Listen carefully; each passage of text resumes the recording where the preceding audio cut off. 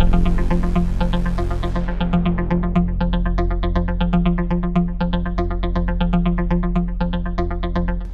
Jenny Simone, and I'm here at the United Nations, where Secretary of State John Kerry has signed the UN Arms Trade Treaty, insisting it will have no impact on our firearm freedoms. But already senators are lining up, putting the Obama administration on notice that the treaty is already, quote unquote, dead in the water. And as Ambassador John Bolton told me, it should be, because he called the administration's decision to sign the treaty a reversal of U.S. policy, a threat to our sovereignty, and to who we are as Americans. Take a look. There was no consensus. The United States is disappointed that this conference was unable to reach consensus today. That's a violation of a commitment they made to the American people. The administration said for a long time that it would not agree to any arms trade treaty that didn't emerge with full consensus. We look forward to the adoption of this strong treaty by the General Assembly. Vote is as follows: 154, abstain 23. Draft resolution is adopted. And we are making a strong start today with so many signatures. I want to be clear about what this treaty is not about. This treaty will not diminish anyone's freedom, and that's why we're proud to sign this treaty today. That's why signing the treaty is a significant negative blow for the Second Amendment. It doesn't complete the ratification process, but it gives a law professor like Obama the hook that he needs to try and advance the gun control agenda. This treaty in no way touches constitutional rights under the Second Amendment of American citizens. Make no mistake, we would never think about supporting a treaty that is inconsistent with the rights of Americans, the rights of American citizens, to be able to exercise their guaranteed rights under our Constitution. It's fairly typical of the Obama administration to say with a very straight face, this doesn't affect domestic gun control issues, something that's contrary to reality, contrary to what they're doing, and it's a tradition they will follow during the ratification process as well. You make no mistake about it. Even if the Senate doesn't ratify the treaty, when you look at how many times this president has used executive privilege to go around the Congress, do you think he can do that with this treaty? I think there's every indication that the Obama administration will act as though the treaty has been ratified, and he will certainly try to use executive orders to achieve his objectives even if Congress doesn't act. I think he'll be pressing the envelope, but that's certainly never slowed him down before. So the argument that even if we sign the treaty but then prevent its ratification, that the battle is over is just not true. I've long believed that Barack Obama wanted to transfer more responsibility for American foreign policy into the UN system. And there's probably no better symbol of how the administration sees that relationship than the arms treaty. Even members of the U.S. delegation have called this treaty ambiguous. Isn't that the worst kind of treaty you can have?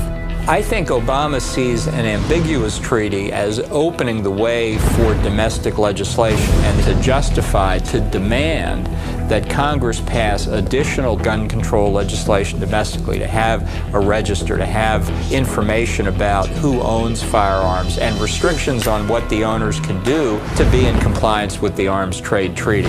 Now, I think that will be bogus, but it's the very ambiguity in the treaty language that will give Obama the opportunity to do that. You can see it coming.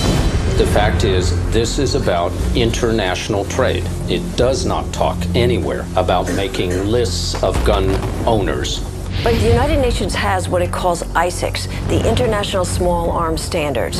And there is talk that this is what the UN is going to use to give the treaty the content the treaty doesn't have. And it includes everything from registration, ban on assault weapons. Concern you? This again goes to the point that the Arms Trade Treaty is simply step one. I think gun registration is clearly contemplated in the treaty. Otherwise, you can't know what the supply of arms is. You can't know whether they're being exported. You can't know, therefore, whether you're in compliance with the treaty. Now, the treaty's advocates say, but there's a provision that says this doesn't have any impact on domestic firearms legislation. That's a provision in the preamble of the treaty which has no legal effect. It's there purely for camouflage, and it's just typical of the way they've gone about the negotiation of the treaty. We all know that that's a right that's protected well in the United States. The Arms Trade Treaty is about stopping weapons getting into the wrong hands internationally. Yeah, there's a myth that they've been able to use for several years that what they're really trying to do is stop the international illicit trade in small arms and light weapons. I think the unfortunate reality is that many countries will sign the Arms Trade Treaty with absolutely no intention of complying with its provisions, so that the dictators, the people who would use firearms to repress their people, will continue to act exactly as they have before. Isn't what we're witnessing in Syria right now proof of how a treaty like this would do nothing? Absolutely. It's the governments like Russia, China, and others that essentially have no export controls at all that are the problem. And this treaty really is not going to affect them in a material way. And it'll be countries like the United States, which already has the world's most extensive system of export controls for the sale of weapons internationally. We will be the ones subjected to the real hidden agenda of this treaty, which is domestic gun control.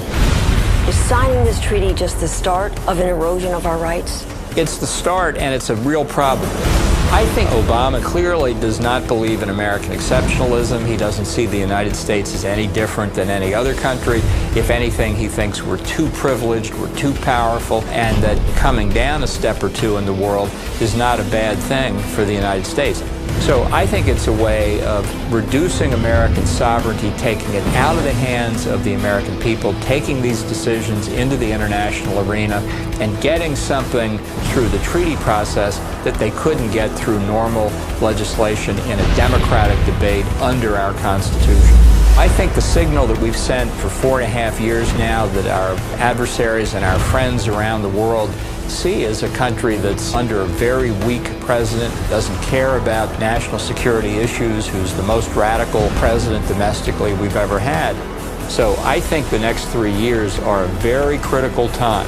You've got to continue to be vigilant. I think we should make it clear that the signing of the treaty is another big mistake by the Obama administration, and that we do not accept that the signing alone gives the president any authority through executive order or any other technique to try and restrict Second Amendment rights.